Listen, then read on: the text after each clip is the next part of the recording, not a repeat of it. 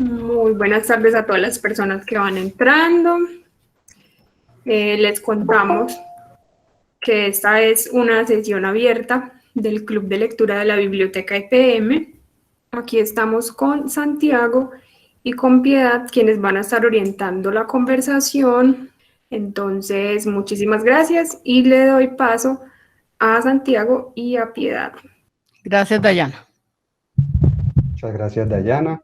Bueno, les da bienvenida a este espacio de conversación, este espacio de lecturas, de palabras, de escritura.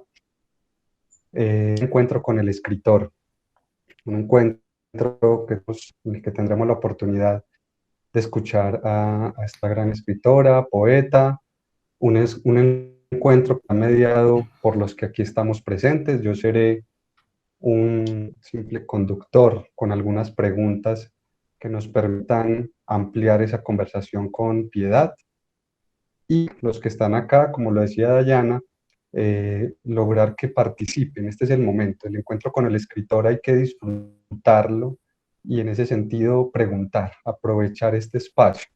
Se les solicita muy amablemente que lo hagan por el chat para que esto no se nos vaya a desordenar y que pues Piedad estará con toda la disposición para ir respondiendo uno a uno a sus preguntas. Es un placer para mí estar acá, conversar, aceptar la invitación de la Biblioteca EPM, su club de lectura, para abordar unos temas que son pertinentes para todo lector y que nos interesaría conocer un poco más. Piedad, buenas tardes, te damos la bienvenida. ¿Cómo estás? Hola, Santiago, ¿cómo estás? Y bueno, buenas tardes a todos, Dayana y Gabriela, María Victoria, María Fabiola, Margarita, los que alcanzo a ver desde aquí, Luis, Gloria. Gracias. Y me imagino que otros más, ¿sí? Otros Muchas bueno, gracias. Bienvenida, qué dicha tenerte con nosotros. Gracias, Gabriela. Bueno, me decían que primero quieren que yo haga como una mini charla, o tú, Santiago, quieres orientarme por dónde quieres que vaya la cosa. Mira, pues, la idea es hacer una breve presentación, muy breve, y nos gustaría, como propuesta de la biblioteca, que nos inicies con una breve charla para que luego demos paso a las preguntas que he ahorrado y que los que están asistiendo a esta conversación puedan hacer. Entonces, sí, Piedad, no sé si te podrías dar 15, 20 minutos o lo que tú desees para que nos puedas hablar de esos inicios, de ese acercamiento a la literatura, la poesía, esos inicios también en Amalfi, con la familia, bueno, y ya después, si quieres, haremos como un enfoque mayor a las obras que tienes en tu haber. Bueno, listo. Entonces voy a improvisar. O sea, no voy a tener nada constituido, pero sé muy bien por dónde me quiero mover. No me voy a remontar a la infancia, que ya es demasiado, y creo que he hablado mucho de esas cosas también. Voy a contarles de cuando descubrí porque esto es un club de lectura por un lado, y por otro lado veo que hay gente que escribe, porque está la gente de escritura creativa. Entonces me voy a referir sobre todo como a los procesos de descubrimiento y de escritura y de lectura, ¿sí? Bueno, entonces yo me hice muy rápido una buena lectora. Cuando digo una buena lectora, no quiero tampoco exagerar, porque en mi casa no había demasiados libros. Había libros, sí, mi papá tenía una biblioteca, digamos, normal, decentica, de donde yo empecé a sacar libros en la adolescencia, pero tampoco fue que yo, digamos, a los 16 años hubiera leído todo lo que ya habría podido leer, sino que yo exploraba muy a ciegas. Muy a ciegas, ¿por qué? Porque yo creo que la educación, en términos generales, en este país no es la mejor, ¿no? A menos que sea una educación de élite y etcétera. Yo estaba estudiando con monjas, las monjas no eran ni mucho menos ni buenas lectoras ni buenas orientadoras. Entonces yo ahí medio me defendía, me leía las cosas como más obvias. Entonces leía Dostoyevsky, leía como Tolstoy, Balzac, Flaubert, en fin. Y como empecé a escribir muy niña, como a los 12 o 13 años ya empecé a escribir poesía. A los 14 que estaba en un internado, la poesía me ayudó mucho como para sostenerme en la soledad y la incomprensión, porque yo me sentía una niña incomprendida. Ahí ya cuando empecé a escribir poemas, me publicaron mi primer poema. Me lo publicaron en la Universidad Industrial de Santander, en un periódico que yo creo que era el periódico estudiantil. Lo dirigía el que iba a ser después Pablos Gallinazos, el cantante que no sé si alguna gente le suene, ¿sí?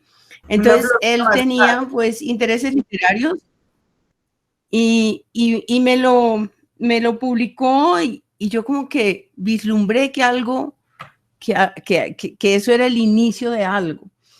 Pero ya cuando volví a Bogotá, yo estaba en Bucaramanga, ya tenía como muy clara mi vocación de escritura y también de carrera. La otra cosa que me habría gustado ser es dibujante y pintora.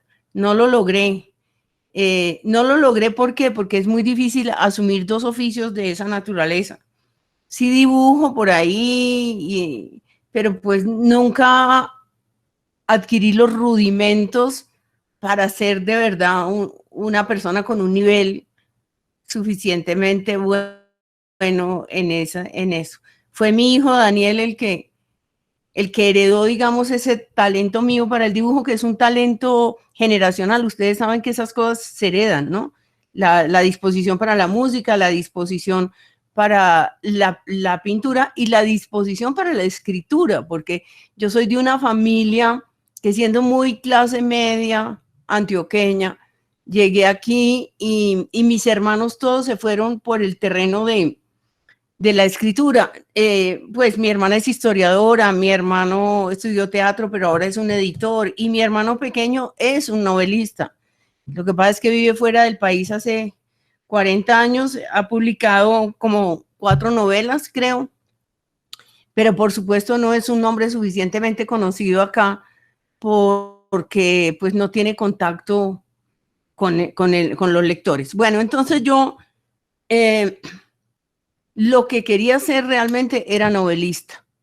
Entonces entré a estudiar a la universidad con la idea de que quería ser novelista. Era un tiempo también en que las universidades eran muy cerradas todas para investigador, pero no le fomentaban para nada el terreno de la creatividad. Y eso que yo estudié en una universidad excelente, que fue donde después trabajé 32 años, la Universidad de los Andes, una universidad privada con todos los recursos, pero todavía muy pegada, digamos, a unas tradiciones. Ahí yo empecé a abrir un camino con la escritura creativa. Yo tuve un taller durante 20 y pico de años de escritura creativa. Bueno, pero sigo con mi propio terreno. Mientras estaba en la universidad, se me abrió el mundo de todas maneras. Se me abrió el mundo de la reflexión política, por un lado, años 70, eso eran finales de los años 70 y principios de los 80. Había había un movimiento estudiantil muy poderoso y a nosotros nos cogió el coletazo de ese movimiento estudiantil. Yo me hice una mujer de pensamiento, podríamos decir de izquierda, a pesar de que esa palabra sea hoy un poquito compleja, pero digamos que toda mi rebeldía la encaucé por un pensamiento, digamos, progresista, liberal progresista, digámoslo así, contra lo que en mi casa existía, que era un papá muy conservador. Ya eso habría como una brecha. Pero por otro lado, me enamoré del cuento, porque tuve muy buenos maestros en la universidad, ahí me enamoré del cuento y quise ser cuentista y empecé a escribir cuentos.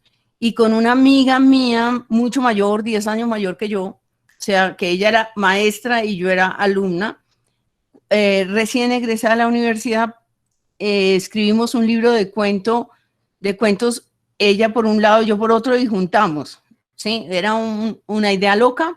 Afortunadamente eso nunca se publicó, porque yo creo que yo tenía una inmadurez, lo que tenía era realmente mucho deseo de ese género al que no he podido volver porque creo que no tengo el talento para el cuento.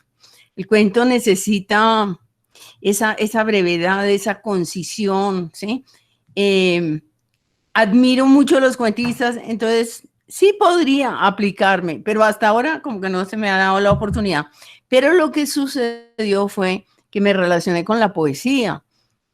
Yo me había relacionado con la poesía de niña, porque mi mamá me enseñaba poemas y porque leí muchos poemas en los cuadernitos de Simón Latino y me empezó a gustar una poesía que no era la mejor poesía, pero que de todas maneras era poesía. Y descubrí que yo tenía el don de la versificación. ¿Qué quiere decir eso? Versificar es saber rimar y saber escribir en endecasílabos o en alejandrinos o en octosílabos. Pero eso no quiere decir ser poeta. Ser poeta es otra cosa, ¿sí? Eso me iba a enterar mucho tiempo después. Yo era la persona que en el colegio hacía como lo que las monjas llamaban las composiciones, a la Virgen y a todas esas, a la Madre, yo no sé, esas cosas un poquito ridículas, pero ahí me fui entrenando, digamos, en versificación. Cuando llegué a la universidad, vi la poesía española que me fascinó desde Quevedo, Góngora, es decir, desde la poesía más clásica, incluso nos fuimos a las jarchas, es decir, la tradición española desde los orígenes, con muy buenos profesores, y también, bueno, entonces pasé por Machado y llegué a la poesía de la generación del 27, y por otro lado estábamos viendo la poesía colombiana y la poesía latinoamericana, y en ese momento se me reveló que la poesía era otra cosa de lo que yo había venido pensando, y descubrí a César Vallejo, que fue, digamos, mi gran maestro realmente. Pues leer para mí los poemas humanos fue como una conmoción y movilizó esa parte mía poética que estaba como muerta. Yo tenía como una especie de desdén por la poesía, como suele tenerlo tanta gente, porque es que hoy en día yo me encuentro con miles de personas que me dicen muy sinceramente, muy verdaderamente, no, es que a mí no me gusta la poesía, no, es que yo no puedo vivir poesía, no puedo leer poesía. Y después les voy a contar mi experiencia como maestra, qué pasa con los muchachos. Eso. Bueno, entonces descubrí eso. Estábamos leyendo 100 años de soledad, estábamos leyendo a Mario Vargas Llosa. Era la época del boom.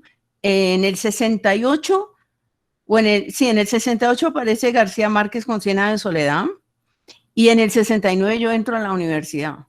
En el 70, 71, entre la conmoción, digamos, política, guerra de Vietnam, además, pues estaba todo el movimiento hippie. Yo creo que yo soy de una generación privilegiada que logró vivir todo eso en plena juventud.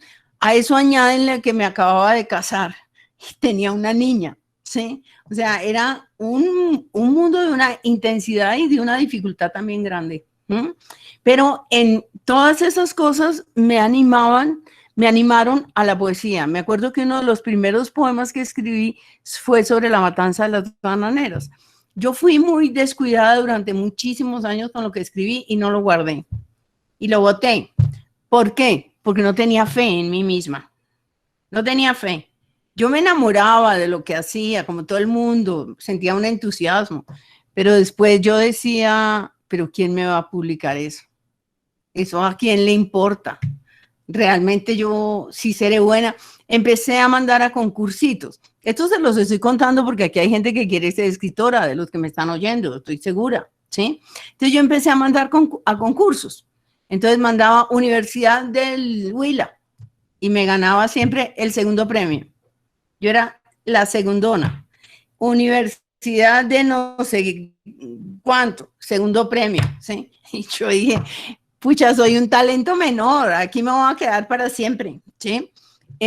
Pero me agarró, digamos, la pasión por la poesía. Ahí empecé a enloquecerme de pasión. Cuando digo pasión es porque hoy no tengo la pasión que tenía en ese momento. En ese momento tenía una pasión desaforada. Me acuerdo que yo viajaba en bus a la universidad y después seguí viajando en bus cuando era maestra porque entré a ser profesora en la Universidad Nacional.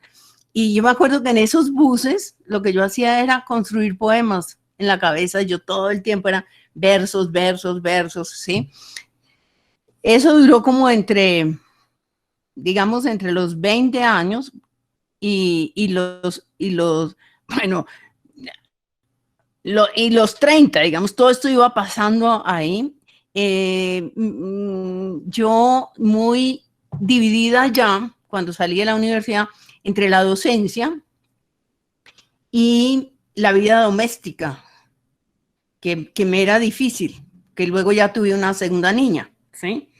Y entonces lo que pasa fue que me volví, de puro miedo, creo, me volví una profesora compulsiva.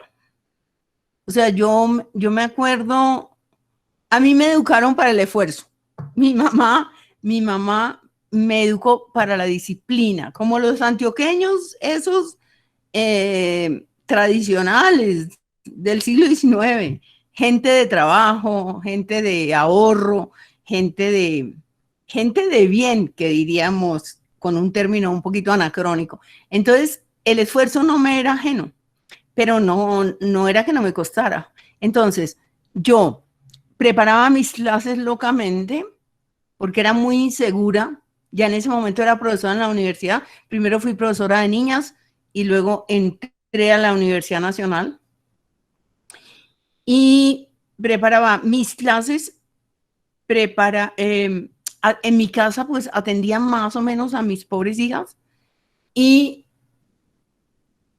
ya en la noche me sentaba y escribía mis poemas. Y así estuve 10 años o 15, porque realmente mi primer libro lo publico tardísimo. Me gané unos premiecitos y de pronto la universidad eso todo poesía, porque yo intenté escribir una novela, una historia que tenía muy poderosa a los 28 años. Entonces empecé a escribir y a escribir y a escribir esa novela y de pronto me di cuenta que me resultaba un bodrio. En realidad era una cosa horrible lo que yo estaba escribiendo. Entonces dije, no sirvo para eso. Y sí veía que servía para la poesía, ¿sí? Entonces me concentré en la poesía. La Universidad de los Andes inauguró una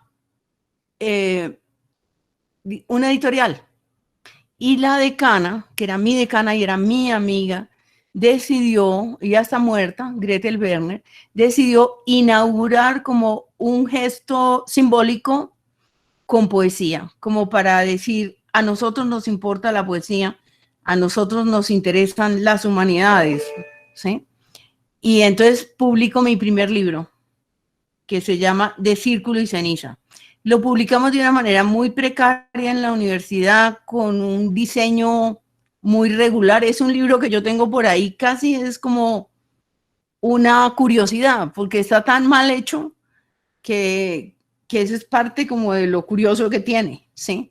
Y es un libro, pues todavía muy tocado por el romanticismo, etcétera, pero ya se ven las influencias que yo tenía en ese momento.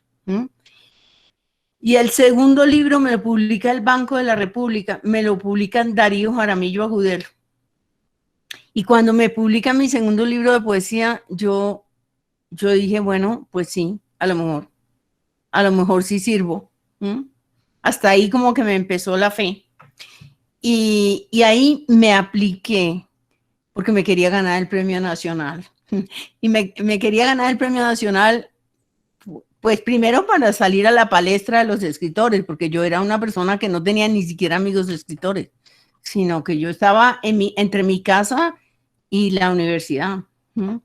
Y no conocía a nadie, pero nadie en casa tuvo una reseña muy bonita de Juan Manuel Roca, que todavía le agradezco mucho, porque yo él no me conocía, nunca me había visto, abrí el magazine dominical y me encontré con una reseña muy bonita sobre mi libro, muy elogiosa. Y dije, wow, entonces yo le puedo gustar a un escritor, ¿sí? Y bueno, le había gustado a Darío Jaramillo, y Mario Jurcic también hizo ahí como una movida para que me publicaran. Toda gente de manera desinteresada, porque yo no tenía ningún poder, el más mínimo. Estaba en la universidad, me estaban publicando generosamente. Y entonces ahí decidí eso de escribir, y escribí El hilo de los días. ¿Por qué yo quería ganarme el premio? Pues porque tenía un tema muy poderoso, que era el tema de mi infancia, que fue, como casi todos los que están ahí saben, una infancia en Amalfi, en mi pueblo antioqueño, del nordeste antioqueño, donde viví los primeros 7 años, y de donde me vine para Bogotá y me hice muy bogotana. A pesar de tener una cosa muy atávica antioqueña, mis papás muy antioqueños, y todos mis digamos, antecedentes son puramente antioqueños y extranjeros, porque yo tenía un bisabuelo francés, ¿sí? Que llegó a Amalfi, ¿sí? Pero pues un señor que llegó y se hizo antioqueño, ¿sí? O sea, todo eso, pero yo me quedé con la nostalgia de ese pueblo, porque habían pasado cosas muy importantes allá para mí, ¿sí? En estos días que me hicieron una entrevista muy bonita para Frailejón, la editorial, yo contaba, pues allá me relacioné con la idea de Dios, del Dios cristiano castigador, ¿sí? El pecado, la idea del infierno, todo eso que le metían a uno en ese entonces, ¿sí? Descubrí que la gente se enfermaba, se podía morir, que los niños se podían morir.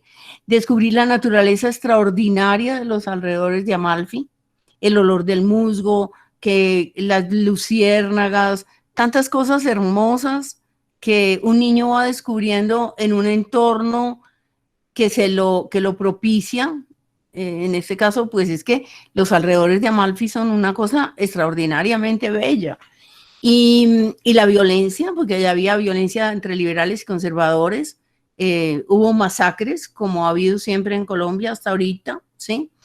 Y bueno, yo quise recrear ese mundo y escribí El hilo de los días, acordándome de la casa de la infancia, que es una casa en el marco de la plaza, de esas grandes, con corredores, patio en la mitad, pesebrera. Entonces todo eso en mi imaginación había permanecido con una fuerza tremenda. Y entonces y mi papá, que era un hombre muy bravo cuando yo era pequeña, y mi mamá, que nos dio tanto cuidado y tanto cariño, y bueno, todo eso lo plasmé y me gané el premio. Me gané el premio nacional que me había propuesto ganarme. Fue una sorpresa tremenda. Juan Luis Mejía, el rector de AFIT, era el director de Colcultura, y él fue el que me dio el premio. Me acuerdo que me emperifollé mucho para ir a las 11 de la mañana al Teatro Colón a que me dieran mi premio.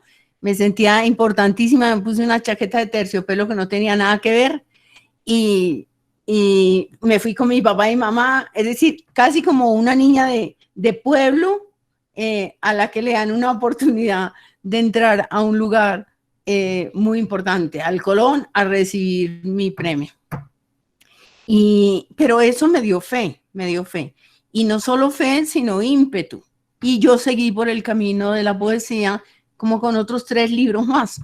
Por el camino habían pasado otras cosas, había pasado, no sé exactamente la simultaneidad de los hechos, pero que yo estudié en la Universidad de los Andes con gente muy talentosa. Estudié con Laura García, sí, con Laura García también, pero estudié con Laura Restrepo, estudié con Santos Calderón, que era mayor que yo, ¿sí? Estudié con Patricia Lara, y estudié con la gente que iba a ser del Teatro Libre, básicamente con Ricardo Camacho, el director de teatro. Ellos eran todos mayores, yo era un poquito menor, pero Ricardo, que habíamos digamos, participado de los movimientos estudiantiles, Ricardo en un determinado momento me pide que haga una versión en verso de Noche de Epifanía de Shakespeare, que era como si me plantearan que edificaran una catedral, más o menos. Y yo, ¿cómo? Esto es inglés antiguo, ni siquiera yo iba a poder manejar, y él me dio mucho empuje, y me dijo, sí, claro que puedes, no sé qué, mira los diccionarios de inglés antiguo y todo eso, y yo me acuerdo que mis niñas se dormían y yo me aplicaba a hacer la versión de Noche de Epifanía, y duré como unos 4 meses en que duraba casi hasta la 1, 2 de la mañana haciendo eso, y empecé a incursionar en el teatro con esa obra. Después él me pidió que hiciera otra, Gato por Liebre, que también era una versión libre de una obra de un alemán, y por ahí me encaucé por la creación teatral, y en este momento tengo como 6 o 7 obras de teatro, casi todas por el libre, montadas por el libre, y por otros grupos que se desprendieron del libre y que después montaron la última de mis obras, que es sobre la cárcel. Entonces, yo estaba muy aplicada a la poesía. Por un lado iba la docencia, por el otro lado estaba también el teatro, y de pronto tuve una nostalgia enorme de la narrativa, porque durante todos esos años yo fui profesora de narrativa en la universidad, de poesía y de narrativa. Entonces yo cogía con mis estudiantes, digamos, la obra entera de García Márquez y la desmenuzaba, o cuento fantástico latinoamericano, o estudié con ellos literatura norteamericana, narrativa, y ya me había hecho yo una gran lectora, por supuesto, y empecé a construir esta biblioteca que tengo aquí, que ahora es una biblioteca pues ya casi que me desborda, pero porque voy a cumplir 70 años, ¿sí? Y entonces en todos esos años uno acumula muchísimo libro. Y de pronto me dio entonces esa nostalgia, y dije, bueno, había perseverado en mí la idea de la primera novela, de esa que no pude nunca sacar adelante, que me quedaba fatal, y me puse a escribirla, y dije, voy a tratar de hacer esto. Y la escribí en un momento muy difícil. Estaban pasando en mi vida cosas complicadas, por un lado, y por otro lado me acababa de hacer una maestría en teoría del arte y la arquitectura. Hice al tiempo la tesis para esa maestría y esa novela, ¿sí?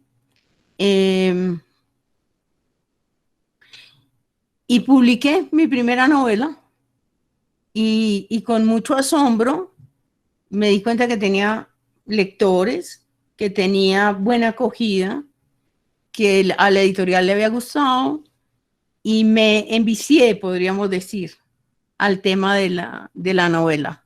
Me envicié y no he podido parar. Es decir, a mí lo que más me gusta escribir es poesía, pero no puedo parar de escribir novela. Es algo como que cuando estoy terminando una aparece otra, y es como una condena, porque es como, ¿ahora qué hago? ¿Ahora qué hago? Me toca escribir otra novela. Ya en este momento me está pasando que estoy terminando una y ya vino otra cosa así a sacudirme. Entonces, bueno, nada, ese es, digamos, como el panorama, ¿no? De lo que es mi vida hasta ahora, ¿no? Y columnista hace 9 años en El Espectador. Escribir la columna es una cosa que me lleva tiempo y esfuerzo, pero que me gusta mucho hacer, que cada rato me planteo no hacer más, porque es muy esclavizante. No pagan nada tampoco. Los periódicos no pueden pagar.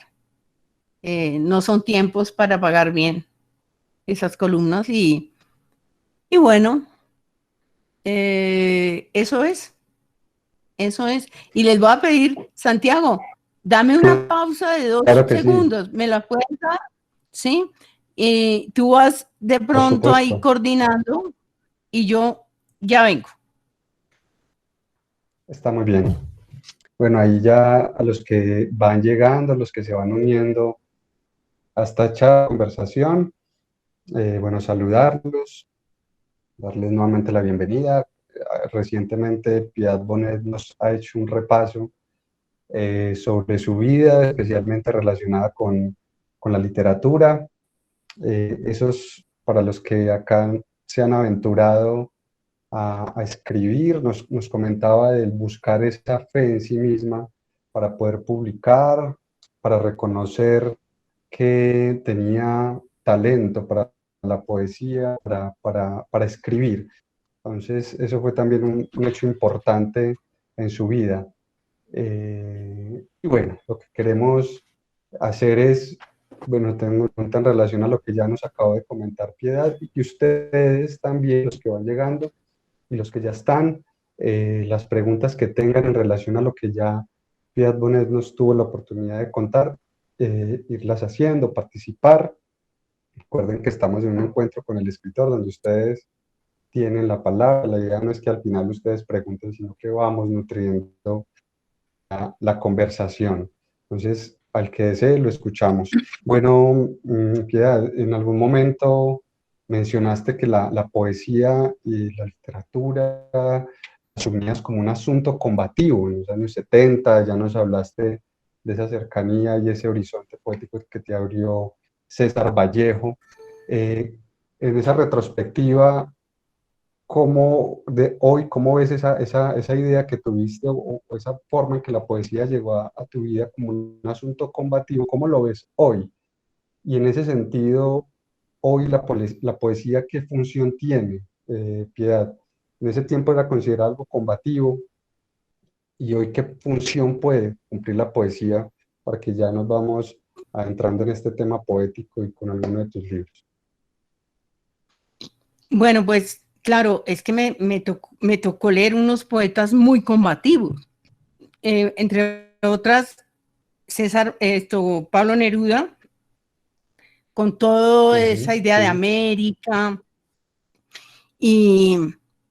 y como estábamos en esa beligerancia, yo pensé, pero muy rápidamente me salí de ahí, y muy rápidamente Ricardo Camacho, por ejemplo, que hacía teatro también de esa naturaleza. El teatro político en esa época era muy, muy, muy importante, pero pasamos como esa fiebre del teatro político militante, que era pues muy panfletario, digámoslo así, y rápidamente entendimos que eso no podía ser así, que el arte no puede estar al servicio de la política. Es decir, que el arte sobre todo es una cuestión crítica, y que muestra, pues digamos, los muchos aspectos de la realidad, el conflicto que hay siempre en la realidad. Y entonces, hoy lo que pienso es que la poesía sirve para hablar de lo social también, el teatro sobre todo. Yo, digamos, donde puedo manifestar más el conflicto social es en el teatro, que es un acto, es un arte social por naturaleza. Es decir, ya estar el público ahí en vivo, ¿sí? Todo lo que se puede hacer, bueno, desde los griegos, ¿no? Ya todo eso era político, ¿no? Ya era toda una visión política del mundo. La poesía puede ser, digamos, política siempre y cuando se logre hacer bien y no caiga ni en la propaganda, ni en el panfleto, sino mire, digamos, las heridas de una sociedad. Puede ser, por ejemplo, la violencia. Estoy acordando de un poema de Fernando Charry Lara, que se llama Los Amantes, que es una persona que va por la carretera y ve dos cuerpos abrazados, unidos, y de repente a uno se le va revelando que son dos muertos, dos personas que han sido asesinadas. O José Manuel Arango, ¿no? Que escribe ese poema tan lindo de por la mañana, no sé, la gente se levanta a barrer las calles y encuentra las huellas de sangre de la noche, ¿sí? Estaba escribiendo eso en los tiempos de la violencia aquí del narcotráfico y todo eso. Entonces, se han escrito, Juan Manuel Roca es otro que ha escrito poemas hermosísimos sobre la amenaza política y sobre los déspotas, y todo eso se puede escribir siempre y cuando la poesía se sustraiga a ese lenguaje publicitario, digámoslo así, a un lenguaje como a gritos, ¿no? No, yo creo que la sutileza, pero la poesía sirve también para muchas otras cosas, para cosas muy íntimas, ¿sí? Para expresar cosas muy íntimas, para hablar de la belleza del mundo, para hablar de los grandes temas, la infancia, la vejez, la muerte. Y bueno, creo que es muy buena acompañante.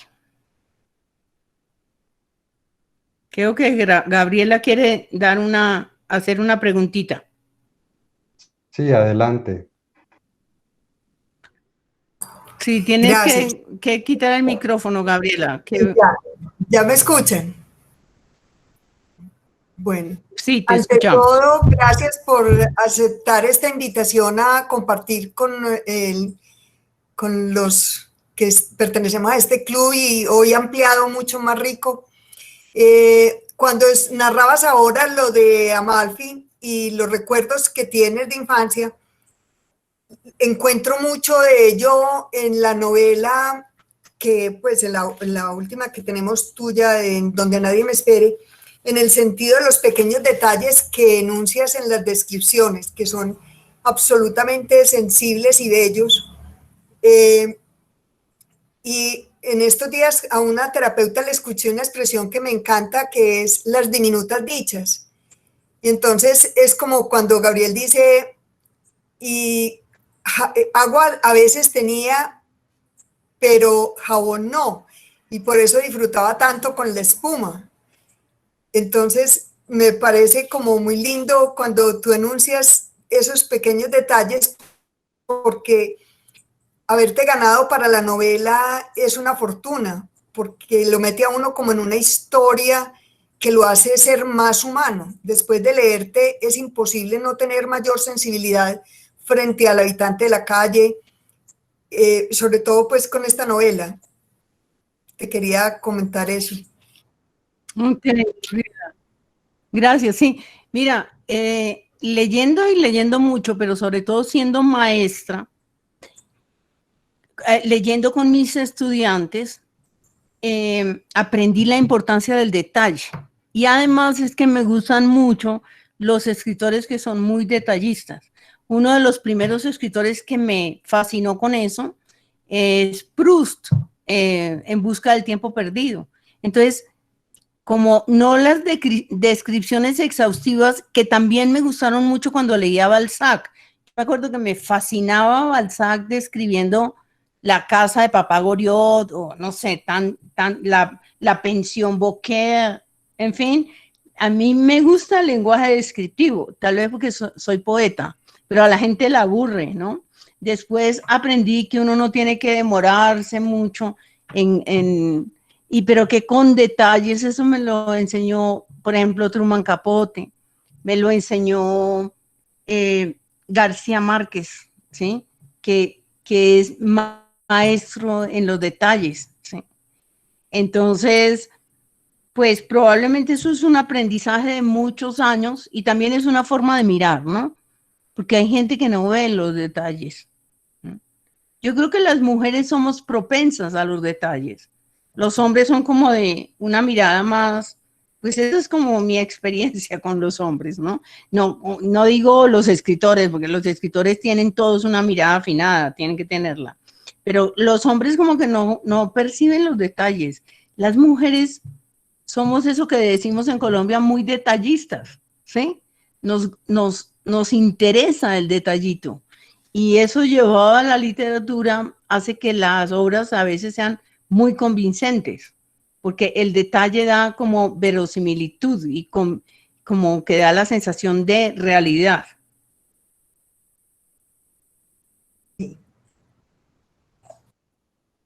Muy bien, Gabriela, muchas gracias. Bueno, a propósito del Donde nadie me espere, el libro eh, que ya ha sido mencionado, y pues la idea es que naveguemos por las diferentes Ya lo obras. leyeron, Santiago, ¿ok? Sí, Piedad. Lo leyeron. Pues en el club de lectura ya se han acercado a diferentes obras, desde la poesía.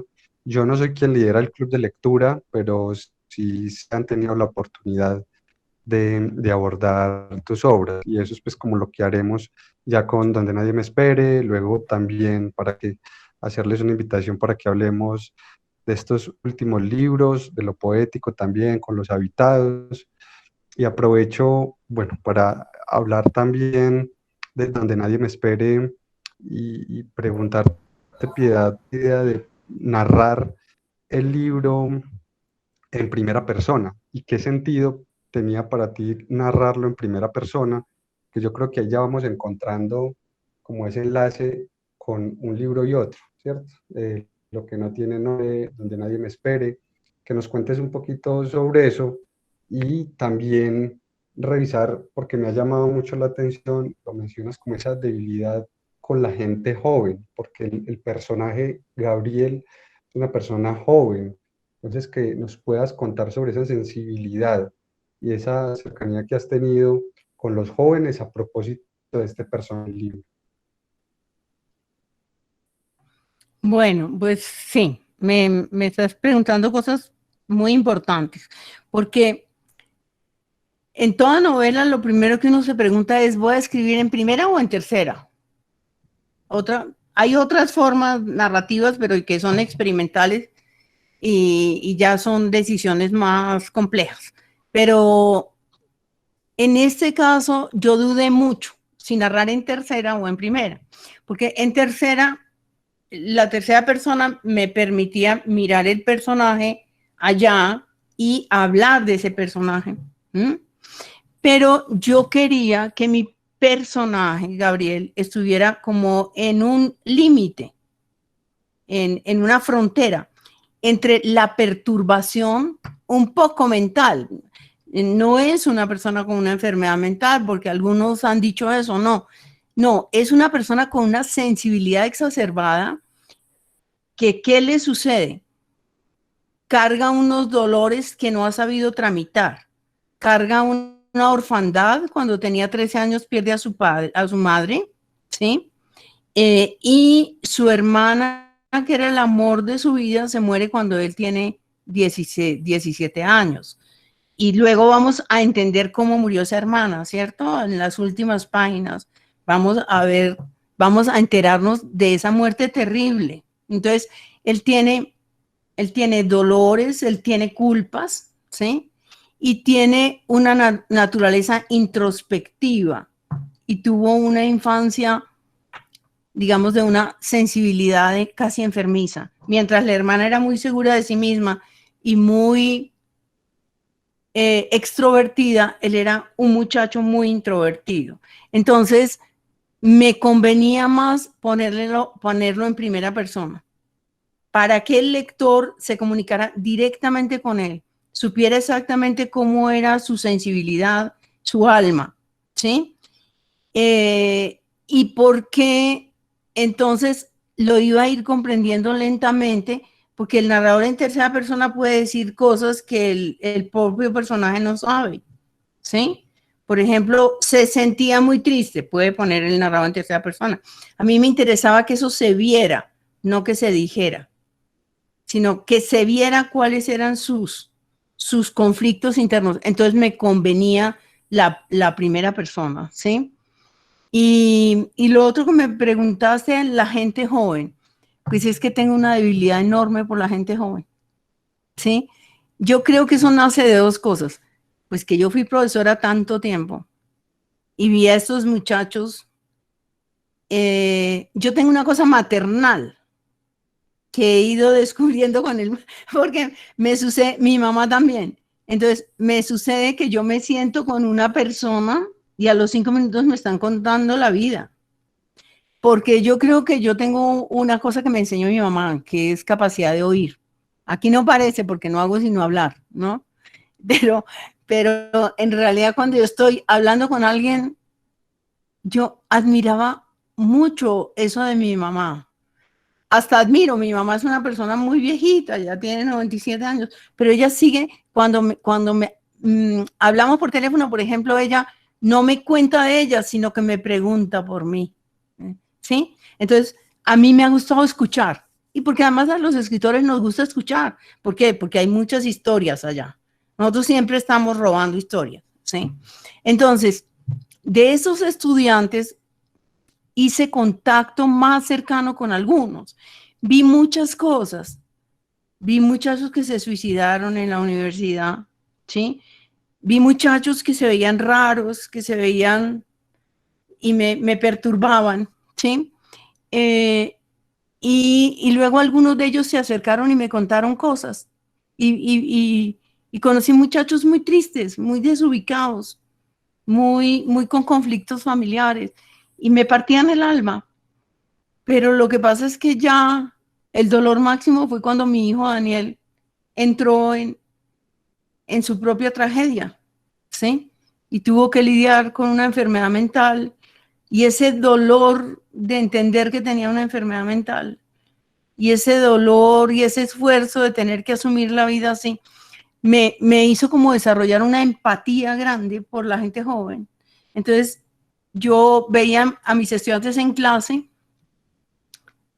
mucha simpatía por las chicas, pero más simpatía por los hombres, porque me parecen más desvalidos. Me parece que las mujeres como que nos manejamos más, encontramos más fácil los caminos de salvación que los hombres, ¿sí? Entonces, cuando yo concibo a Gabriel, el personaje, lo concibo como un muchacho desajustado y como un muchacho que no tiene las armas afectivas. Me interesó mucho el mundo de la masculinidad, o me ha interesado mucho, porque desde mi propio padre son como, he encontrado en la vida seres muy competentes intelectualmente, racionalmente muy poderosos y afectivamente muy incapaces, ¿sí? Entonces, ese tema me llamaba mucho la atención. Y entonces, ¿cómo se mete uno en una persona de 30 y pico? Con los elementos que tiene, de 28, porque ese muchacho tenía 28, con lo que uno intuye de los jóvenes, intuye, porque no es que sepa, uno siempre intuye. Entonces, tengo que meterme en una mente que es distinta a la mía, que de todas maneras tiene un pequeño componente, digamos, de una masculinidad típica, porque es un hombre frágil, Gabriel, mi personaje. Entonces yo por ahí me metí, por la fragilidad, y intenté comprenderlo desde ahí. Muchas de las anécdotas de Gabriel son anécdotas de mis estudiantes, de confesiones que me han hecho mis estudiantes, como tengo uno que perdió su madre a los 16 años y como que nunca se repuso, y tiene una gran incapacidad para socializar. Entonces ese fue un modelo importante. Es un muchacho al que conocí en situación difícil de él, económicamente muy difícil, y a mí me tocaba hacer que entrara a las escondidas a la universidad, porque no lo dejaban entrar porque no estaba matriculado. Pero tenía un talento tremendo, entonces yo me las ingenié para que entrara a clase. Y eso creó un vínculo entre nosotros que permanece hasta hoy. Es un chico de 30 y pico de años. Y ese muchacho, yo le prestaba libros de mi biblioteca porque no tenía cómo comprar. Entonces establecí un vínculo muy maternal, digámoslo así. De alguna manera sustituí su madre y me convertí también en maestra porque le gusta escribir. Entonces él inspiró mucho a este personaje. Y me he ido robando de aquí y de allá, ¿cierto? Historias con las que digamos, completé la imagen de esta persona. Si hay alguien de pronto dentro de este espacio que quiera preguntar, comentar algo, bienvenido siempre. ¿Hay alguien por ahí? Dayana, de pronto hay alguien. Yo quisiera, Santiago, Bueno. primero agradecerle a Bien. Piedad por el espacio y por darnos la oportunidad de conocer un poco de ella. Cuando leemos a cierto escritor, a veces esas letras nos dejan conocer un poco de su historia, de su personalidad, pero en otras ocasiones no.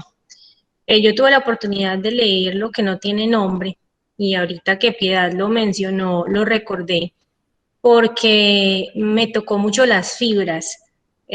Fue un libro bastante emotivo y quiero aprovechar también como para preguntar, primero para agradecerle por compartirnos en esas letras su historia, pero también preguntarle, yo sé que la escritura nos sirve como un ejercicio de catarsis para desahogarnos. Quiero saber si ella al escribirlo sintió un poco de desahogo con esa historia, con ese suceso. Muchas gracias. Bueno, Marian, ¿cierto? Sí, correcto. ¿Sí? ¿Le estoy hablando a Marian? Sí, Piedad. Ok. Pues mira, Marian, es que no veo sino tu dibujito, no veía tu carita, ¿sí? Claro que era un desahogo, pero no lo escribí como un desahogo, porque cuando uno se desahoga, uno escribe, digamos, como libremente, dejando que su cabeza vaya produciendo toda clase de cosas, y yo no soy buena para escribir así, por eso no puedo hacer un diario, por ejemplo, porque si yo no cuento con un lector allá, como que siento que mi escritura no vale la pena. Yo para qué me voy a poner a escribir para meter de ahí debajo del colchón, ¿sí? Yo escribo para otro, desde siempre he pensado que eso es así. Entonces, como yo tenía que lidiar con el lenguaje, con la arquitectura del libro, ¿cierto? Con un montón de problemas estratégicos de narración, pues eso era un desahogo muy relativo, muy relativo. O sea, en realidad eso fue liberador como conjunto, como un ejercicio grande que hice de rememoración y recuperación de Daniel, ¿cierto? Pero no fue un desahogo, fue como reconocer, repasar, aceptar, ¿sí? Y hacer las paces un poquito con esa tragedia, ¿sí? En realidad creo que el desahogo siempre es como más bien verbal con los amigos. Cuando tú hablas con alguien entrañablemente, hablas de tus sentimientos más recónditos, ¿no es cierto? De pronto dices cosas que son muy íntimas, que en un libro no pondrías, de tus miedos, de tus culpas, ¿sí? Entonces ahí eso se llama desahogo. Pero en literatura, y sobre todo en ese libro, había un freno en mi caso. Yo no era que no quisiera contar la verdad, no todo lo que conté ahí es cierto, sino que yo quería que literariamente fuera un libro muy sereno y que fuera un libro hondo y que, digamos, estuviera a la altura de la memoria de Daniel, que yo no lo fuera a dañar con eso, ¿sí? Entonces, fue, digamos, un libro, la escritura siempre es liberadora. El solo hecho de sentarse y empezar a escribir libera una parte de tu alma. Uno se pregunta por qué la humanidad, una parte de la humanidad necesita sentarse a escribir cosas que ni han sucedido, imaginarse cosas, eso es como por qué. Entonces es como que uno necesita una segunda instancia, que el lenguaje le permite ir más allá de la inmediatez de la experiencia. Y en ese sentido, pues es como una forma de conocimiento, digámoslo así. Y el libro de Lo que no tiene nombre fue para mí una oportunidad de profundizar en mi propio dolor y en la propia tragedia y entenderla como en un contexto, ¿sí?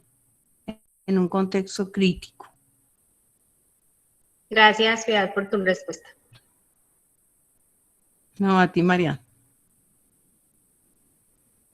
Lorena también. Piedad, yo quiero como Qué pena, Santi, que te interrumpa. bueno, Lorena hágale. también había pedido la palabra. Hola, buenas tardes. Yo también leí tanto Lo que no tiene nombre como Donde nadie me espere. En Donde nadie me espere me da la sensación de que, pues digamos, de los personajes que están siempre como al borde del precipicio, siempre que hay un riesgo como de colapso o algo así, pero siento que también hay una forma de retratar a una sociedad, cómo se comporta la gente alrededor de este personaje, en el caso de Gabriel, digamos que lo intuye vulnerable, que lo intuye de pronto que no encaja, porque claramente él tiene una mirada de la vida desde la observación, desde el arte. em, y ahorita que mencionabas, digamos, el tema de la vejez y la infancia, yo sí quisiera saber, porque a mí me impactó, pues me impactaron muchas cosas. Hay una parte en la que, digamos, él tiene un amigo en la universidad que se llama Fren, si no estoy mal. Luego, bueno, ellos terminan y Sí, él se va para la costa y Gabriel queda pues como una especie de limbo. Por cosas de la vida, él termina ya en la costa porque quiere una especie de aislamiento y el amigo, bueno, él termina, digamos, como en una bodega, como haciendo las veces como de vigilante de una escaleta, si no estoy mal. Y, y sí, me sorprende pues porque él, digamos, el estar allá es como un despertar también en medio del miedo que le da. Pero, pero yo diría, o sea, cómo se comporta, digamos, este amigo Efren en el que espera, digamos, un apoyo y lo enreda en ese mundo, porque él en realidad lo que quiere es aislarse un poco, pues como para... Y sí. entonces es cómo nos comportamos alrededor de una persona vulnerable. Y lo mismo sucede con el tema de los falsos positivos. Ese tratamiento que le das ahí me parece fantástico. O sea, no estamos hablando solo de un personaje, digamos, que se siente desencajado, que está en condición de calle, por una pena muy grande, diría yo, que es la pérdida de su hermana, sino, o sea, siento que como que el libro nos cuestiona sobre cómo nos comportamos con ese ser vulnerable. Hay una doble moral ahí. Y a mí eso realmente me impactó. Y también el hecho, digamos, de no comprender al diferente, al que tiene unas maneras de pensar, ¿De de qué? no ¿De qué, comprender Lorena? al diferente, el que ¿De tiene qué? un pensamiento muy distinto a Ah, los sí. patrones. A mí me llamó la atención, si me permiten, esta parte del éxito, que es un parrafito que me impresionó. Y muchas veces uno se puede sentir así. Dice, me imaginé a mí mismo, hablando, pues digamos, yo creo que por los patrones del alcoholismo del padre, que claramente no quería repetir, pero fatalmente se da. Me imaginé a mí mismo subiendo las escaleras, incómodo de ver a mi padre, sus ojos de párpados adormecidos, y me vi volviendo a mi cubículo de maestro incipiente, llenando formularios para hacer una maestría, fichas de datos para sostener cada día unas horas de lucubraciones coherentes y papeles para lograr un préstamo bancario que me permitiera viajar. Y me dije que no quería la vida como una infinita escalera por la que había que trepar a un mismo ritmo. La vida como un orden tedioso que exige a todos los mismos desenlaces. La vida, en fin, como un engranaje de compromisos, de metas y de éxitos. Eso me parece muy fuerte y se ve mucho como si todos tuviéramos que ir por la misma línea y en realidad no. Me pareció estas imágenes, el tema de la descripción y cómo se comporta la gente alrededor de alguien así. Y me gustaría saber cómo es la construcción desde eso, de estar al borde de ese precipicio. Bueno, Lorena, pues has hecho un análisis muy bonito, muy inteligente, muy interesante y muy pertinente, porque tocas puntos muy neurálgicos de esa novela, ¿sí? Porque bueno, los seres humanos en general tememos mucho el dolor ajeno, y el dolor ajeno nos aterroriza. Eso yo ya lo comprobé y lo escribí en Lo que no tiene nombre. Cuando Daniel se suicida, entonces la gente de alrededor se portaba de una manera rarísima, ¿no? O sea, podían decir solo fórmulas, podían no volver a aparecer, o sea, el dolor del otro intimida, y muchas veces la gente de manera muy egoísta se sustrae de la vida del otro para no tener ni siquiera que manifestar nada de eso, ¿cierto? Es como un miedo al propio dolor que se refleja en ese apartarse de todo aquello que lo saque de su confort y lo confronte con la idea del dolor generalizado, ¿sí? Entonces, Gabriel ya de por sí se siente intimidado por el dolor de su padre, y como por esa manera de ser introvertida del padre, no encuentra manera de comunicarse con él. Un tema que me interesa mucho, esa brecha entre los padres y los hijos, por como una carencia de la palabra y una carencia de la comunicación. Eso me interesaba. El propio Gabriel, de alguna manera, se fue convirtiendo en un ser solitario, ¿sí? Y había encontrado a ese personaje que se llama Efrén, que yo lo puse como un personaje, digamos, atípico para el medio universitario donde estudió Gabriel. Eso también yo lo vi en la universidad, que en esta sociedad clasista, digamos, hay un grupo social homogéneo y de pronto llega el que viene de otra procedencia, digamos que tiene una clase social distinta, más, digamos, a una persona más sin posibilidades económicas o sociales. Y la gente, el rechazo, que a veces es puramente tácito, no es expreso, sino que hay como un vacío alrededor de él. Efrén encarna un poquito eso, pero Efrén es un tipo de una gran sensibilidad y de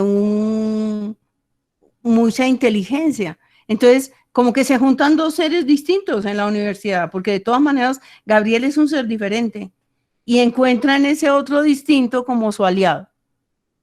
Pero sucede también una cosa que nos ha sucedido a todos en algún momento, y es que nos encontramos con gente que creíamos muy afín en el colegio, y cuando nos encontramos 5 o 6 años después nos damos cuenta que en realidad había muy poco en común, ¿sí? O que esa persona ha cambiado, se ha aburguesado, o por el contrario, ¿no es cierto?, se ha cogido un camino alternativo que no tiene nada que ver con nosotros.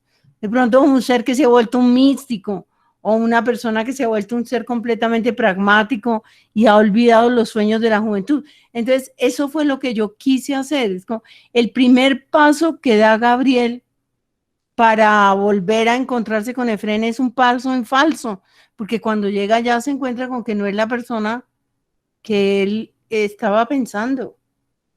Y Efrén, que no se porta mal para nada, porque yo creo que era una buena persona, lo que pasa es que está encartado, porque le llega un tipo todo desubicado y por favor consígueme aquí donde vivir y consígueme un empleo, por favor ayúdame, tú que eres acá de la región. Y el otro no sabe que de pronto también es una sociedad, la colombiana, que es muy laxa y que se hace de la vista gorda delante de un montón de cosas. Entonces, pues nada, eso es allá de una cosa de unos narcos, pero tú, pues, hasta el que no sabes, de todas maneras te van a dar un trabajo, vas a tener un espacio que es bonito, vas a estar al lado del mar, vas a estar aislado haciendo lo que quieres hacer, pues nada, di que sí. No, él no va a decir esos son narcos, sino, ok, allá hay un trabajo. Y se desembaraza por un lado de esa presencia y por otro lado pues le tiende una mano, digamos, relativamente así. Todo eso tiene, digamos, su momento verdaderamente culminante en el momento en que la sociedad, eso era otra cosa que tú, Lorena, sugerías. Hay, digamos, en esa novela yo quise tener un espacio para lo social y lo político, porque es que yo me he impresionado siempre mucho con lo de los falsos positivos. De todo el conflicto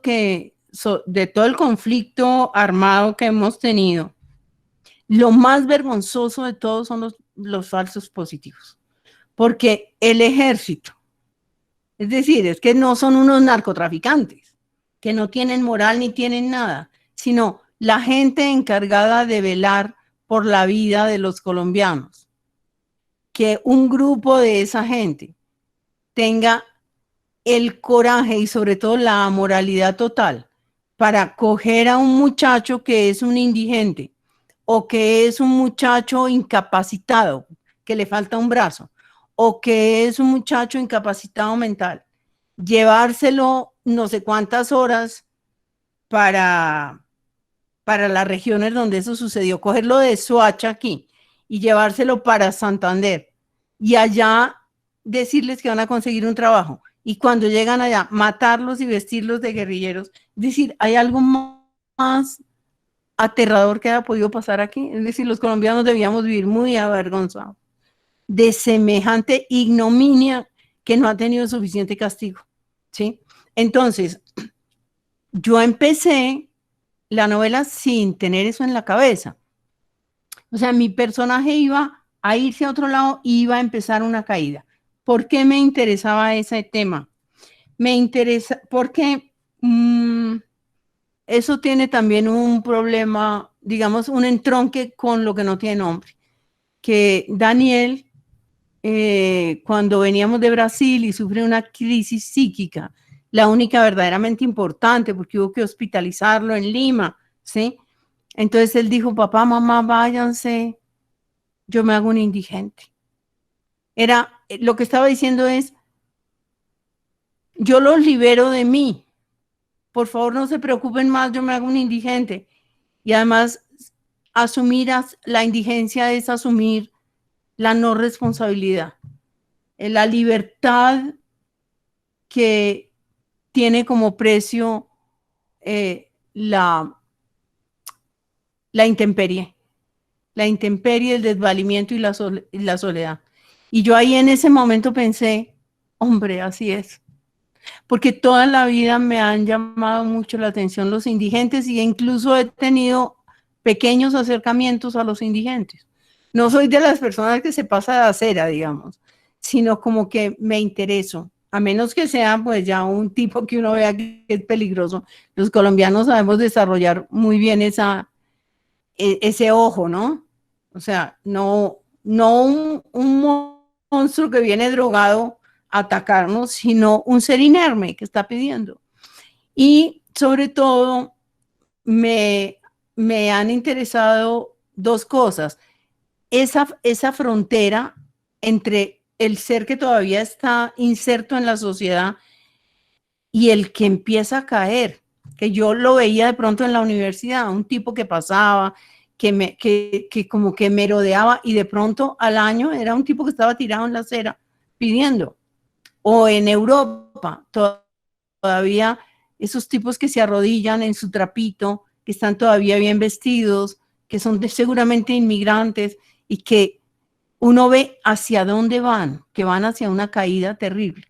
Entonces, ese personaje, soy muy sensible, digamos, a ese tipo de horror. ¿En qué momento se da el quiebre? ¿En qué momento se da la caída? ¿En qué momento empieza esto a derivar hacia otro lado? Y lo otro es esos muchachos que se ven sobre todo en Estados Unidos y en Europa, aquí no se ven, que son muchachos que uno ve que vienen seguramente de medios no muy precarios y que decidieron huir y se consiguieron un perro, 2 perros o 4 perros, se sientan en las aceras, duermen en esas carpitas que son como unos iglús están a veces juntos, 4 o 5, tienen sus latas de cerveza. Y entonces yo me pregunto, ¿qué pasa ahí? ¿Qué pasó con gente de 18, de 20, 23 años que está en la calle? ¿Qué es lo que no quieren asumir? ¿Qué es lo de esta sociedad que les aterra? Todo eso, digamos, confluyó y fue despertado también por eso que Daniel me dijo en ese momento, como, mamá, váyanse, yo me hago un indigente. O sea, desentiéndanse de mí, no vuelvan a saber de mí. Luego he sabido historias tremendas de gente así. O sea, he conocido por lo menos 5 personas que el hermano salió, no volvió. Y que viven con ese dolor en el alma, buscándolos o ya resignados a que no los encontraron o que estaban en el cartucho, a lo mejor se murieron. Entonces, ese pensamiento, de pronto, cuando yo lo mando a la costa atlántica, mi personaje, yo digo, es que por allá fueron los falsos positivos, de alguna manera, ¿no? En la región del Catatumbo. Y digo, hombre, lo voy a hacer como muchos indigentes fueron llevados allá. Entonces le digo, es la oportunidad de que este muchacho, primero, reciba un empujón de una sociedad que no comprende a su gente, ¿no? Que la va empujando y la va empujando a la indigencia. Y segundo, es la oportunidad de hacer una denuncia. O sea, que quede en la literatura colombiana a través de la novela una constancia de un hecho histórico que probablemente dentro de 100 años ya la gente ni se acuerde.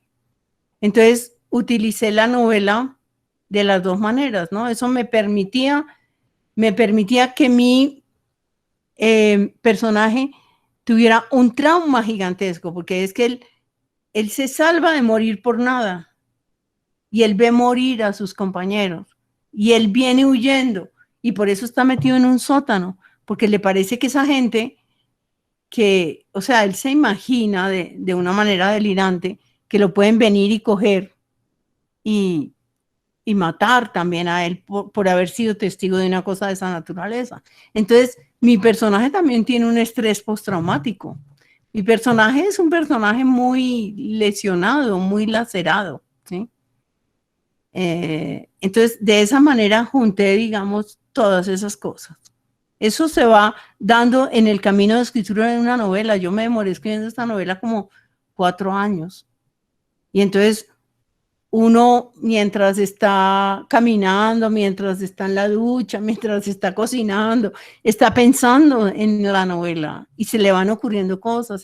Pues una novela necesita como digestión, como necesita demorarse en el tiempo, porque empiezan a aparecer cosas que, digamos, la enriquecen.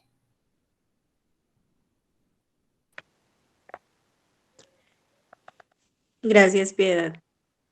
Fabuloso siempre No, Lorena. Por escuchar. ahí Más adelante, cuando pasen otros compañeros, puedo leer una parte que me pareció muy, muy afín con lo que mencionaba Piedad ahora, si me permiten. Listo. Santi. muchas Bueno, gracias, Lore, Lorena, claro que muy sí. bien. Vi que Maylen Ortega tenía como intención de hablar, no sé si todavía deseas.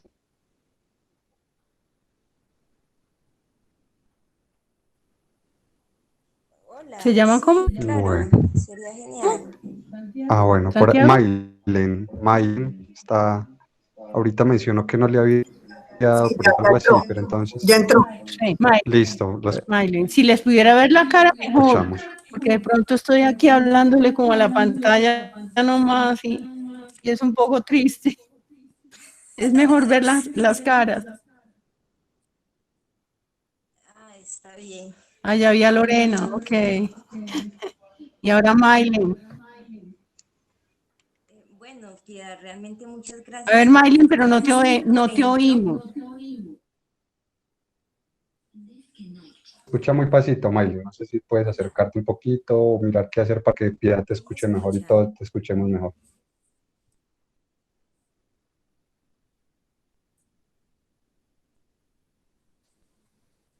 Hola, ahí está bien. No te oímos, Maylen. Debes ponerte tal vez el micrófono cerquita o Aumentarle auriculares. al computador o al chat.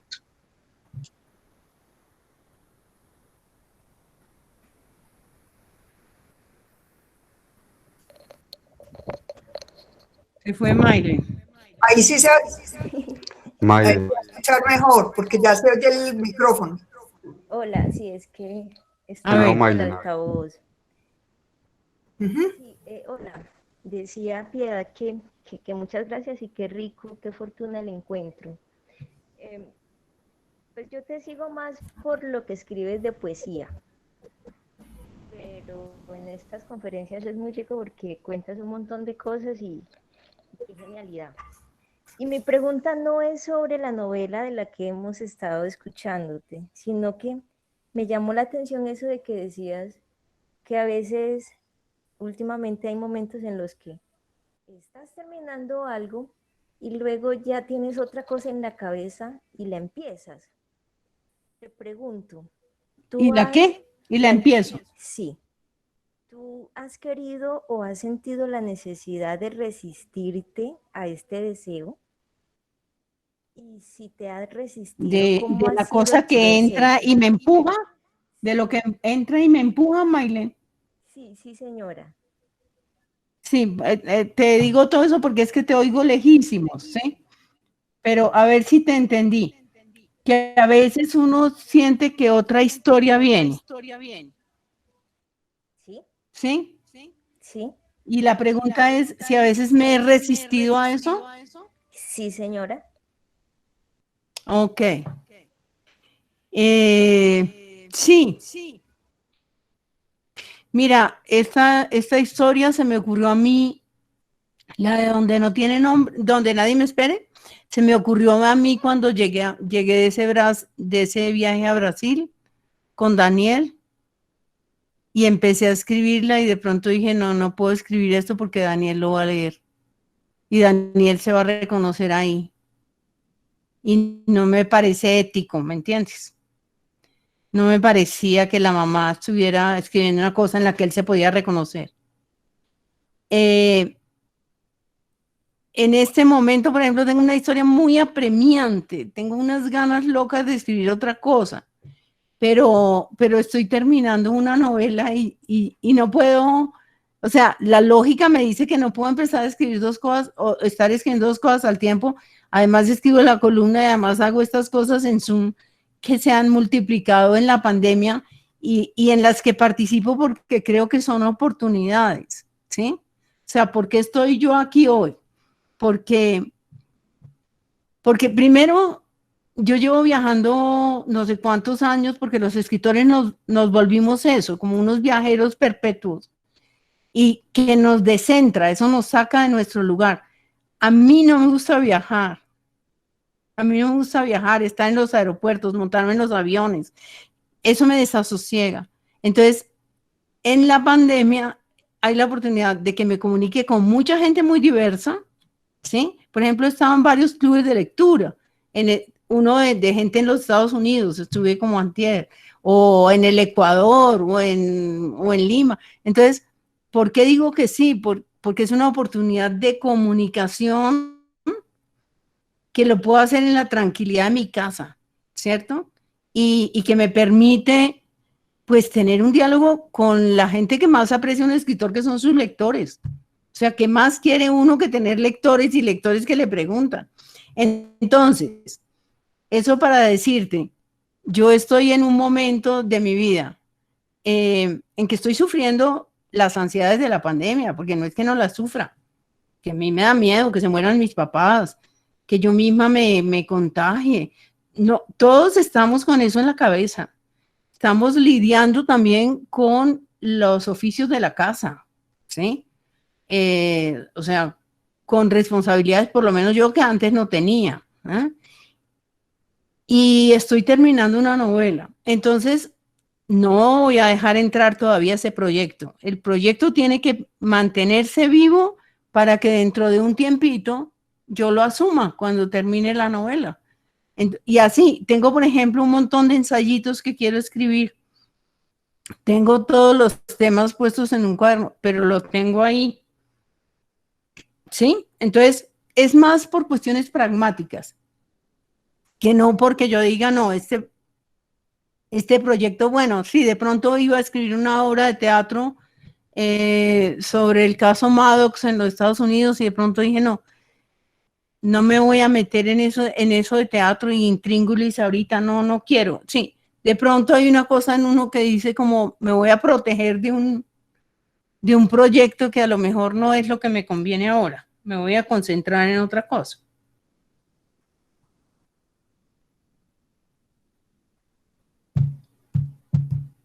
Muchísimas gracias. Muy bien, muy bien. Un gusto, Mike. Ana, no sé si alcancé a ver una pregunta en el chat de alguien que está acá con nosotros para ser leída, o si alguien más quiere tomar la palabra para comentarle algo a Piedad.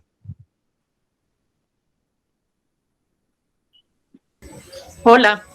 Buenas tardes. Hola. Luis. Sí, buenas tardes. Bueno, muchas gracias por este espacio. Quisiera preguntarle a Piedad sobre ese tema del dolor de lo masculino, el dolor de los hombres. ¿Qué necesitamos nosotros para salir de ese hueco emocional a veces en que nos metemos? ¿Qué necesitamos nosotros para dejarnos acompañar? ¿A quién necesitaría Gabriel para sentirse acompañado? Porque hubo un papá que no acompañó, no pudo acompañar, ni siquiera fue que no quiso. Y como nosotros yo creo que en general no somos buenos acompañantes para las mujeres en el tema de acompañar en el dolor. Sí, es verdad, Luis.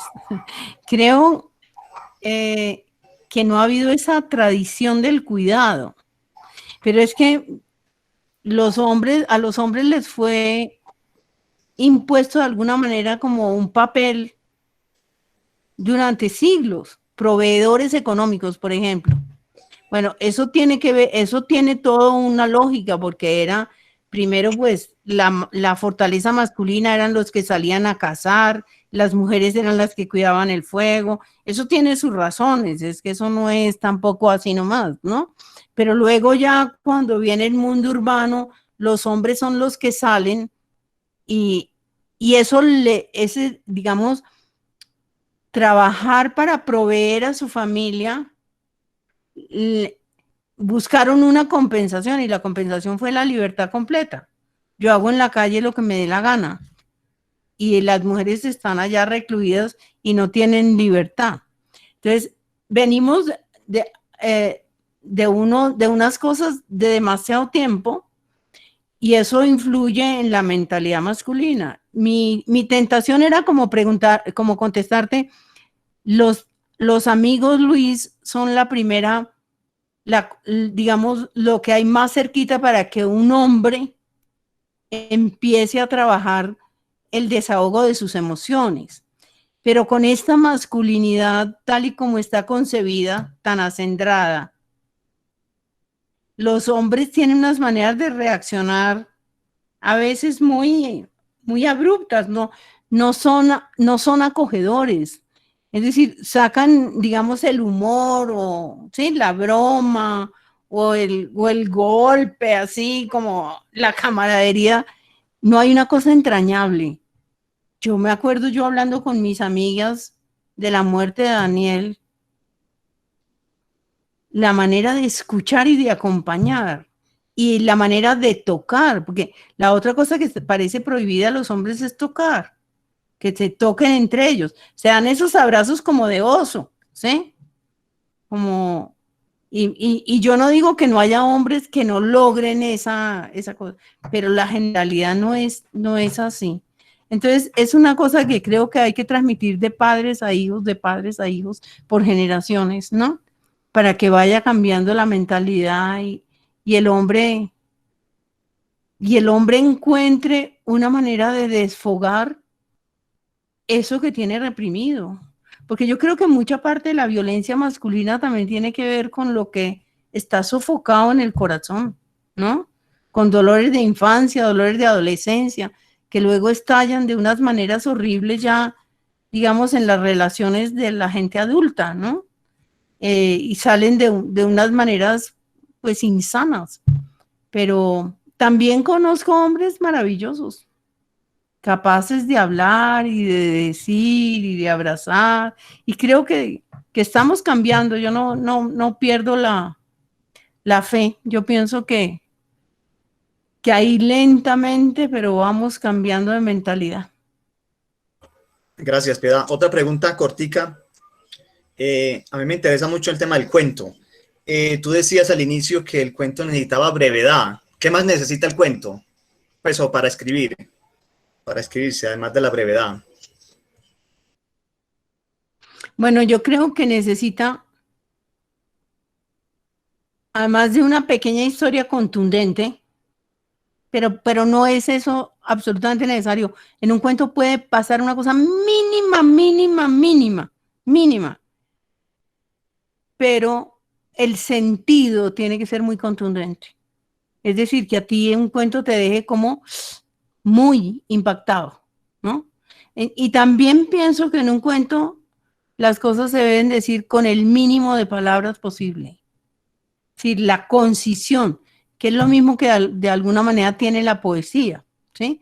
Como un poder de síntesis que golpee todo lo contrario de la novela, ¿no?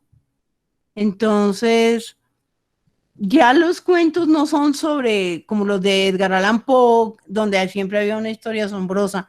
No, ya con tipos como Chekhov, Raymond Carver o Cheever, cualquier historia minúscula es digna de ser un cuento, pero coger eso y convertirlo en algo que, digamos, comunique un sentido, eso ya es el talento del escritor, ¿sí? Los cuentos de Bolaño, por ejemplo, son muy buenos, los cuentos de Carver. Aprender de esos maestros contemporáneos, ¿no? De la manera distinta de hacer cuento en el siglo XX y en el siglo XXI.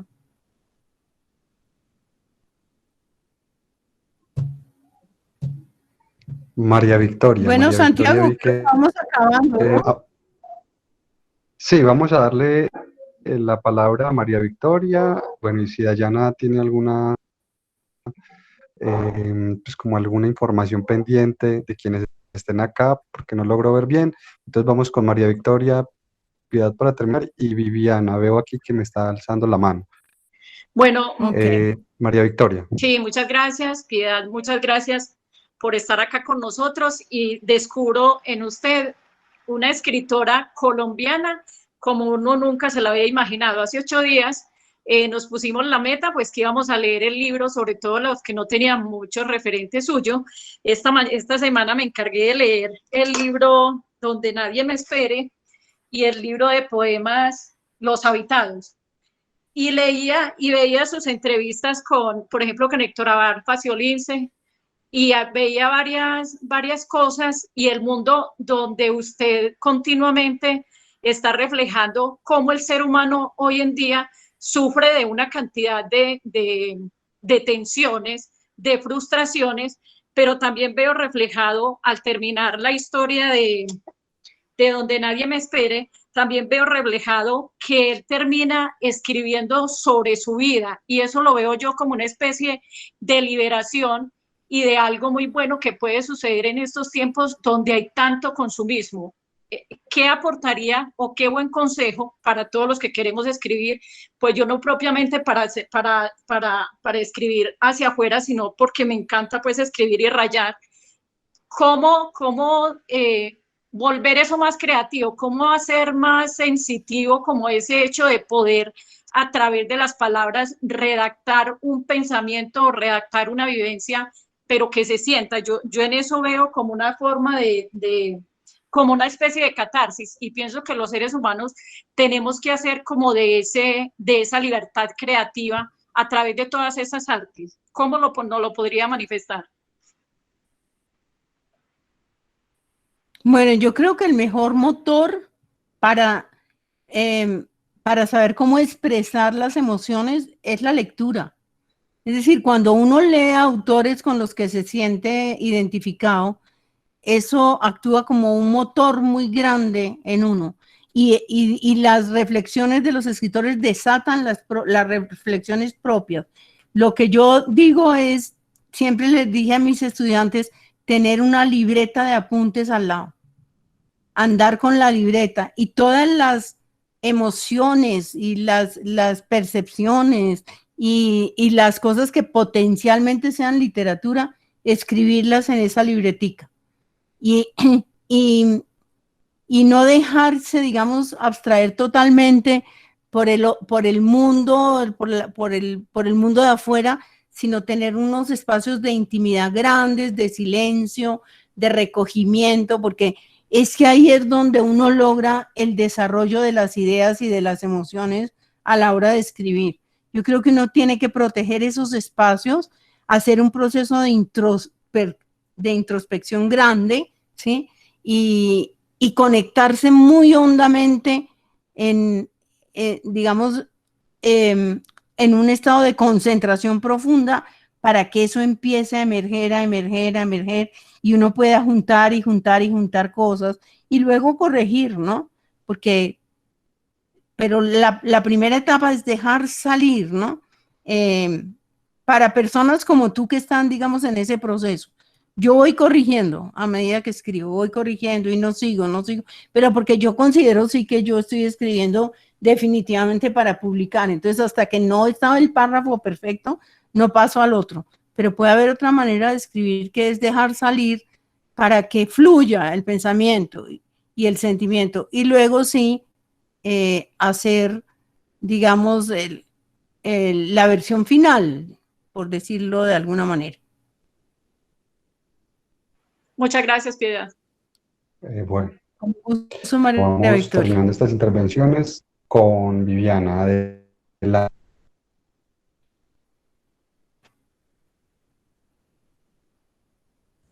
Muchas gracias, Santi, Con Viviana, por darnos ¿no? la palabra. Sí, Piedad, muy agradecida por este espacio. Quiero también decirte que te escucho y me escucho, porque compartimos esa sensibilidad también por esas personas que en este momento, como tú lo mencionas, no han sabido tramitar el dolor.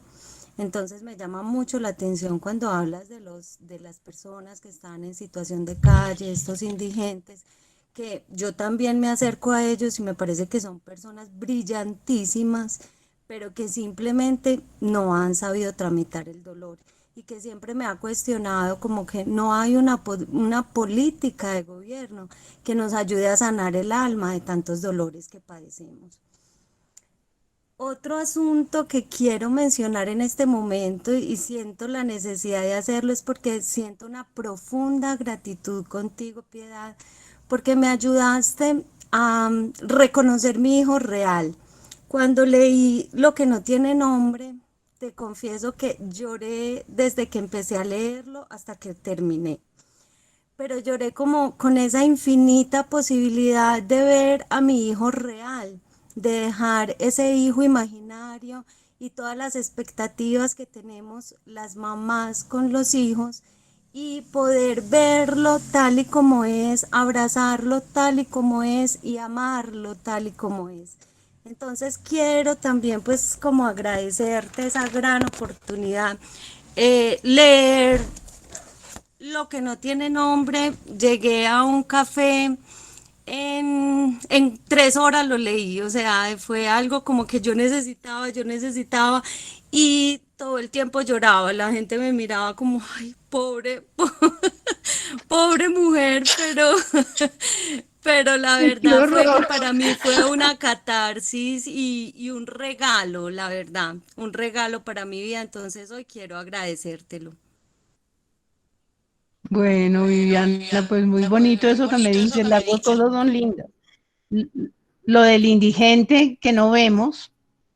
Sí, una amiga me hizo un bonito elogio, me dijo, usted nos jodió a todos con ese libro, ahora no podemos mirar a un indigente sin mirarlo bien y pensar qué le pasó, ¿sí?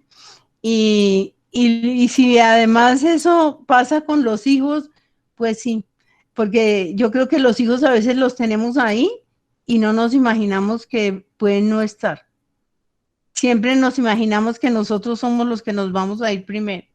Entonces, pasamos por alto un montón de pequeñas cosas antes de que se nos vayan, ¿sí? No necesariamente de que se mueran, sino que se vayan de nuestras vidas a vivir sus vidas ajenas. Entonces, yo digo, si yo tuviera a Daniel vivo, estaría más tiempo con él, seguramente, porque tendría la conciencia. Si tuviera la conciencia que tengo hoy, de que se pueden ir, se pueden morir, yo estaría más tiempo con él, le dedicaría más tiempo. Y si eso pasa, que mi libro hace eso con alguien, pues yo me siento muy bien servido. Ay, muchas gracias, Piedad. La verdad que ese fue el regalo que nos diste a esta familia, de valorarnos y de mirarnos tal y como somos. Muchas gracias. Bueno, pues muchas gracias por eso. No quiero que se escape, Gabriela, la hermosura de canción que nos regalaste, con esa de La vida tiene una sola vida. ¡Qué belleza!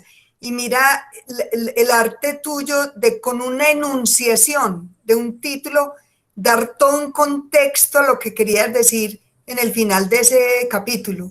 Cosa tan hermosa. Ampliaste de una manera impactante la comprensión de lo que querías decir, con solo llevarnos a que miráramos qué canción era. Cosa tan bella. Muchas gracias. bueno, Gabriela, muchas gracias a ti y muchas gracias a los que han estado aquí pendientes, pacientemente, a una hora de estas de un sábado que podían estar haciendo otra cosa, ¿sí? Que lo dediquen a la literatura ya es mucho mérito. Y bueno, de verdad que les agradezco y espero que sean mis lectores fieles, porque para ustedes es que yo trabajo. Muchas gracias, Piedad. Mil gracias. Agradecer esta conversación, por contarnos esas experiencias que hay detrás de la escritura de tus libros. Quedamos muy agradecidos de parte de la Biblioteca PM. Le damos gracias al club de lectura que hace posible pensando con escritores todo el tiempo. Bueno, no sé, Yana tendrá algo más que decir. Por mi parte, agradecerte, Piedad, y a todos ustedes que nutrieron esta conversación. Bueno, muchas Santiago, gracias a todos, a ti una por feliz coordinar.